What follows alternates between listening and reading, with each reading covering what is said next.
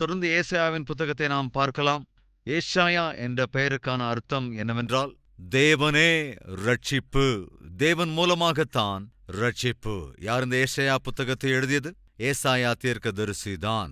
எப்பொழுது எழுதியிருக்கலாம்?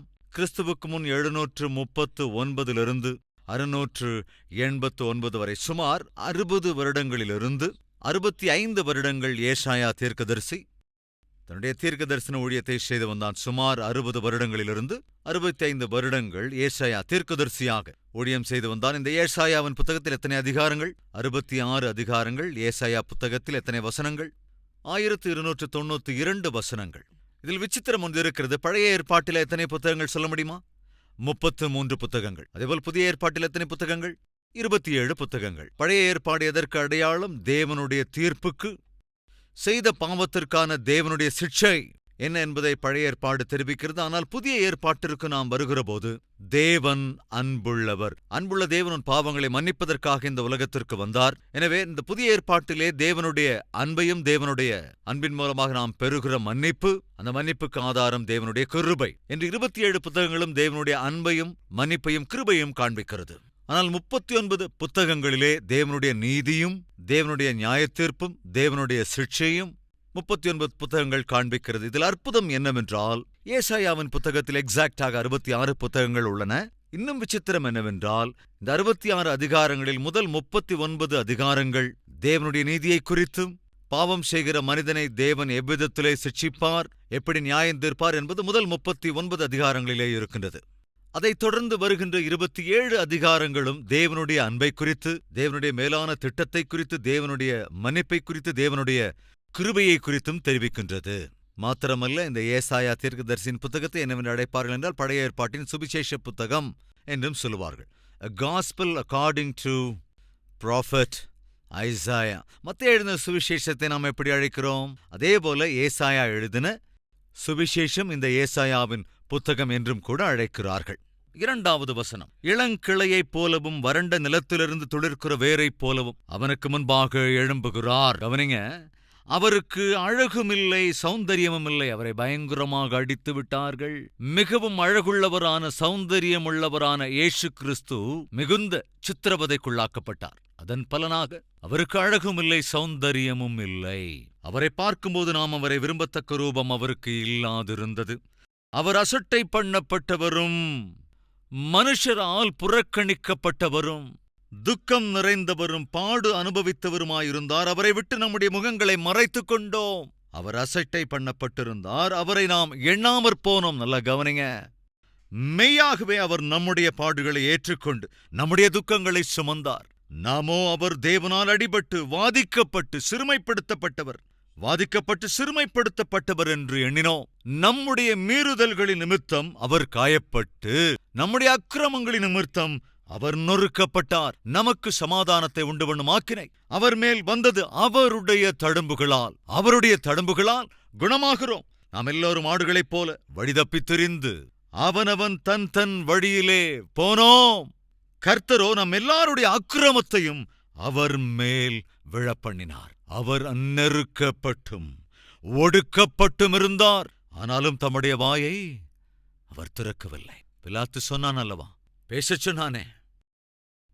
சொன்னான். நீர் என்னோடு பேசி உம் பட்சத்து நீதியை சொன்னால் ஒருவேளை நான் உம்மை ரட்சிக்க முடியும், தயவு செய்து பேசும். அவர் பேசவில்லை, மௌனமாகவே இருந்தார். ஏசாயா தீர்க்கதரிசி 700 ஆண்டுகளுக்கு முன்பாகவே இதை பார்த்து விட்டானே. இயேசு பிறப்பார், இயேசு அடிக்கப்படுவார், இயேசு காயப்படுத்தப்படுவார், இயேசுவுக்கு எதிராய் அநியாயமாக குற்றம் சுமத்துவார்கள். அடிக்கப்படுகிற ஆட்டுக்குட்டியைப் போல இயேசு அவர்களுக்கு முன்பு நிற்பார், துக்கப்படுத்தப்படுவார், வேதனைப்படுத்தப்படுவார், அவரை நொறுக்குவார்கள். ஆனாலும் கூட அடிக்கப்படுகிற ஆட்டுக்குட்டியைப் போல அவர் மௌனமாக, எப்படிங்க, மௌனமாய் இருப்பதைப் போல அவர் தம்முடைய வாயைக்கூட திறக்கவில்லை. இயேசு கிறிஸ்து எந்த தப்பும் செய்யவில்லை. ஆனால் எல்லோரும் சேர்ந்து என்ன சொன்னார்கள்? சிலுவையில் அறைய வேண்டும், சிலுவையில் அறையுங்கள். பிலாத்து கேட்டான், அதற்கு இவர் என்ன தப்பு செய்தார்? இவரில் நான் எந்த குற்றத்தையும் காணேன் என்றான். என்று அவன் இன்னும் என்ன செய்தான்? தன் கைகளை கூட கழுவினான். ஆனாலும் அவரை சிலுவையில் அறைய வேண்டும் என்றார்கள். நீங்கள் அப்படி சொல்லுகிறீர்கள் என்று எனக்கு புரியவில்லை. இவரிலே, அதாவது இவரை சிட்சித்து அநியாயமான குற்றம் என் மீது சுமராதபடி நான் கைகளை கழுவி விடுகிறேன். நீங்கள் என்ன செய்ய வேண்டுமோ செய்து கொள்ள. அநியாயமான தீர்ப்பு என்ன இருக்கு? இடுக்கணிலும் நியாய தீர்ப்பிலுமிருந்து அவர் எடுக்கப்பட்டார். அவருடைய வம்சத்தை யாரால் சொல்லி முடியும்? ஜீவனுள்ளோருடைய தேசத்திலிருந்து அறுப்புண்டு போனார். என் ஜனத்தின் மீறுதலி நிமித்தம் அவர் வாதிக்கப்பட்டார். துன்மார்க்கரோடே அவருடைய பிரேத குழியை நியமித்தார்கள். அவர் எங்கே அடக்கம் பண்ண அவர்கள் தயாரானார்கள்? கவனிங்க, ஒரு ஐஸ்வர்யவானுடைய கல்லறையில வைத்தார்கள். இந்த உலகத்தில் எந்த மனிதனும் நீதிமான் அல்ல. நீதிமான் அல்லாத ஒரு மனிதனுடைய கல்லறையிலே இயேசுவை அவர்கள் வைத்தார்கள். ஆனாலும் அவர் மரித்தபோது ஐஸ்வர்யவானோடே இருந்தார். கவனிங்க, மரித்தபோது ஐஸ்வர்யவானோடே இருந்தார். அவர் கொடுமை செய்யவில்லை, அவர் வாயில் வஞ்சனை இருந்ததுமில்லை. கர்த்தரோ அவரை நொறுக்கச் சித்தமாகி, நல்ல கவனிங்க, அவரை பாடுகளுக்கு உட்படுத்தினார். அவருடைய ஆத்துமா தன்னை குற்ற நிவாரண பலியாக ஒப்புக் கொடுக்கும் போது அவர் தமது சந்ததியைக் கண்டு, இன்று நாம் காண்கிறோம். எதை காண்கிறோம்? நமக்காக ஆண்டவராக இயேசு பாவ நிவாரண பலியாக சிலுவையிலே அன்று நொறுக்கப்பட்டார். அவருடைய சந்ததியாக இன்று நாம் அதை எல்லாவற்றையும் அறிந்திருக்கிறோம். 12ஆம் வசனம், அவர் தம்முடைய ஆத்துமாவை மரணத்தில் ஊற்றி அக்கிரமக்காரரில் ஒருவராக எண்ணப்பட்ட அநேகருடைய பாவத்தை தாமே சுமந்து அக்கிரமக்காரருக்காக வேண்டிக் கொண்டது நிமித்தம் அநேகரை அவருக்கு பங்காக கொடுப்பேன். நல்ல கவனிங்க, ஒரு பக்கம் ஒரு கள்வன், இன்னொரு பக்கம் இன்னொரு கள்வன். அக்கிரமக்காரரில் இயேசு கிறிஸ்துவும் ஒருவராக எண்ணப்பட்டார். மனிதனுடைய பாவங்களுக்காக ஆண்டவராகிய இயேசு அன்று மரித்தார். அநேகருடைய பாவத்தை தாமே சுமந்து அக்கிரமக்காரருக்காக வேண்டிக் கொண்டது நிமித்தம், நல்ல கவனிங்க, வேண்டிக் கொண்டார். என்னவென்று? பிதாவே, இவர்களுக்கு மன்னியும், தாங்கள் செய்கிறது என்னதென்று அறியாதிருக்கிறார்களே. எப்படிங்க பார்த்தான் ஏசாயா? 700 ஆண்டுகளுக்கு முன்னரே ஏசாயா எருசலேமிலே இருந்தவன். அவன் எப்படி பார்த்தான்? நேரடியாக கண்ணால் காண்பது போல இயேசு கிறிஸ்துவனுடைய பிறப்பை கண்டான். ஒரு கன்னிகை கர்ப்பவதியாகி குமாரனை பெறுவாள் என்று கண்டான். இயேசு கிறிஸ்துவின் போதனையை கண்டான். இயேசு கிறிஸ்துவனுடைய ஊழியத்தை கண்டான். இயேசு கிறிஸ்துவை தேடி பார்வையற்றோர், நடக்க முடியாதவர்கள் எல்லோரும் வருவதை பார்த்தான். அவர்கள் சுகமாவதை அவன் பார்த்தான். மாத்திரமல்ல, இயேசு கிறிஸ்து அநியாயமாய் சிலுவையில் அறையப்படுவதையும் பார்த்தான். இயேசு கிறிஸ்து சிலுவையிலே தொங்குகிற போது, பிதாவே, இவர்களுக்கு மன்னியும், தாங்கள் செய்கிறது என்னதென்று அறியாதிருக்கிறார்கள். மட்டுமல்ல, இயேசுவின் சரீரத்தை சிலுவையிலிருந்து இறக்கி ஒரு ஐஸ்வர்யவானின் கல்லறையில் வைப்பதையும் அவன் பார்த்தான். எப்படி அவனால் பார்க்க முடிந்தது?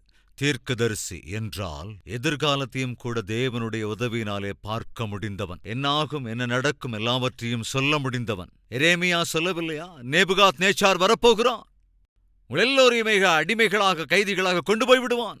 70 வருடங்கள் நீங்கள் அங்கே இருப்பீர்கள். அதற்கு பிறகு தேவன் மறுபடியும் உங்களை இந்த ராஜ்யத்திற்கு திரும்ப கொண்டு வருவார் என்று காண்பதைப் போல தீர்க்கதரிசி சொன்னான். தீர்க்கதரிசி என்றால் யார் தெரியுமா? தான் பேசுகிற போது அதை கேட்கிறவர்களுக்கு அது நன்றாய் புரியும். இவர் பார்த்ததைப் போல பேசுகிறார் என்பது. இவர் என்னை குறித்து எல்லாவற்றையும் தெரிந்திருப்பதைப் போல பேசுகிறார்.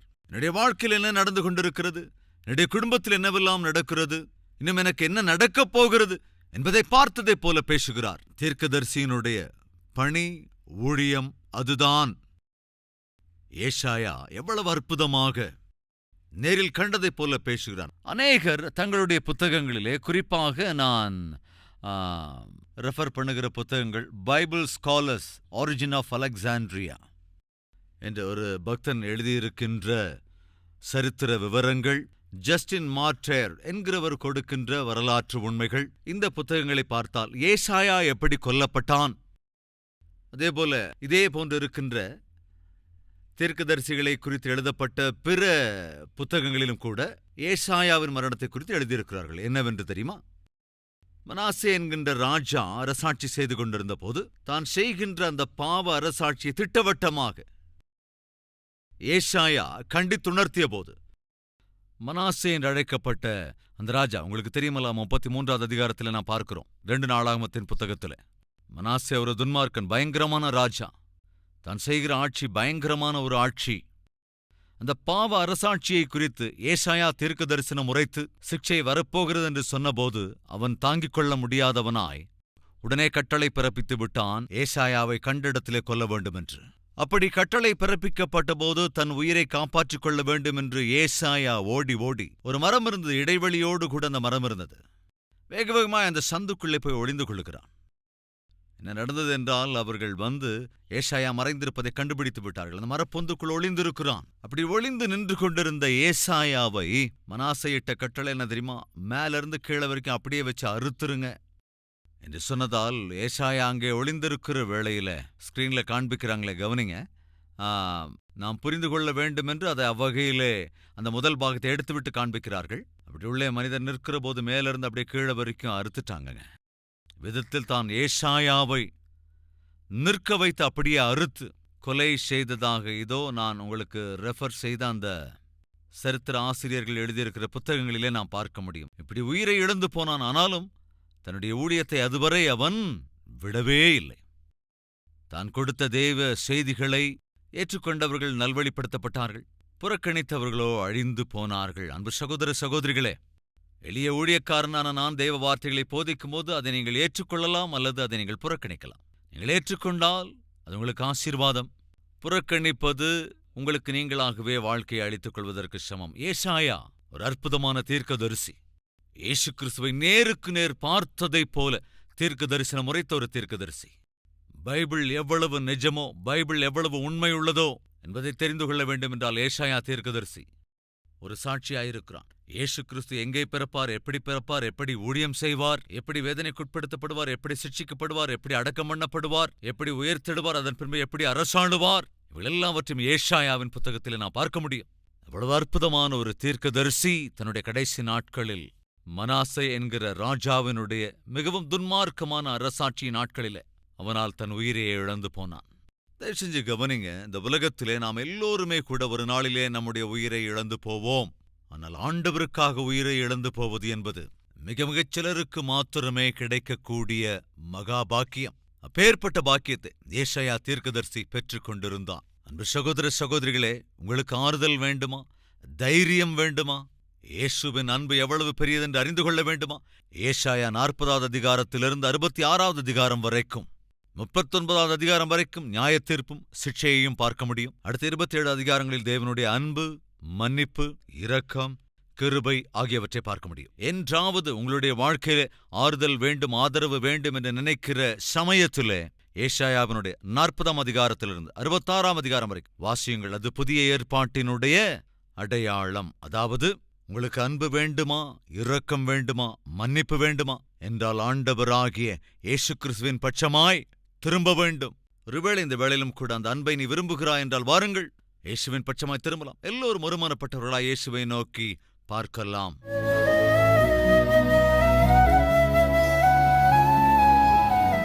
பரிசுத்தமுள்ள எங்கள் பிதாவே, மேன்மையான வாழ்க்கையை ஏசாயா தீர்க்கதரிசியின் வாழ்க்கையின் மூலமாக நாங்கள் அறிந்து கொண்டோம். உமக்கு நன்றி ஆண்டவரே. ஏசாயா உம்மால் தெரிந்து கொள்ளப்பட்ட ஒரு அற்புதமான தீர்க்கதரிசி. அவன் மனஸ்தாபப்பட்டு கலங்கினான், உம்முடைய அழைப்பை ஏற்றுக்கொண்டான், உம்மை குறித்து தீர்க்கதரிசனம் உரைத்தான், தேசத்திற்காக மன்றாடினான், தன் உயிரையே உமக்காக அர்ப்பணம் செய்தான். அற்புதமான தீர்க்கதரிசியை குறித்து ஆண்டவரை நாங்கள் அறிந்து கொண்டிருக்கிறோம். அதே போல நீர் ஆண்டவரே நீதிமான் என்று, பாவத்தை பார்த்து பார்த்து தாங்க மாட்டீர் என்று, கட்டாயம் சிட்சிப்பீர் என்று 39 அதிகாரங்களிலே அறிவித்து, நீர் கருணையும் இரக்கமும் உள்ள தேவனென்று, கிருபையுள்ள தேவனென்று ஆண்டவரே 27 அதிகாரங்களிலே புதிய ஏற்பாட்டுக்கு அடையாளமாக ஏசாயாவின் மூலம் எழுத வைத்ததற்காக ஆண்டவரே உம்மை ஸ்தோத்தரிக்கிறோம், துதிக்கிறோம். இன்றும் எங்கள் மத்தியில் யாராவது உம்முடைய அன்புக்கும் உம்முடைய மன்னிப்புக்கும் விலகி வாழ்ந்து கொண்டிருப்பார்கள் என்றால் அவளுமை ஏற்றுக்கொள்ளும், உம்முடைய அன்பை அனுபவிக்கும் தேவரீர் கிருபை பாராட்ட வேண்டும் என்று இயேசு கிறிஸ்துவின் நாமத்தில் வேண்டிக் கொள்கிறோம் பிதாவே, ஆமென்.